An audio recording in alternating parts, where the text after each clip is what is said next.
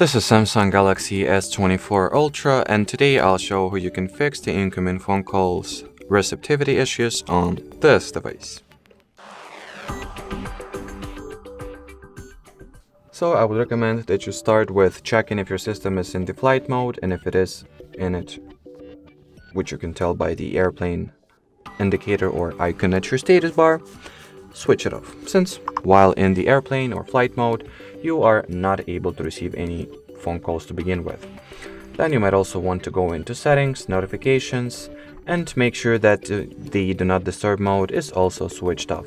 If that didn't help either, try rebooting or reloading, restarting your system, your phone, by simultaneously pressing and holding the volume down and side power keys and tapping at the restart option. You can also launch the phone app, go into its settings, and try switching off the Wi-Fi calling option and caller ID and spam protection option, since even though those are two very convenient and useful features, sometimes in certain scenarios they can interfere with your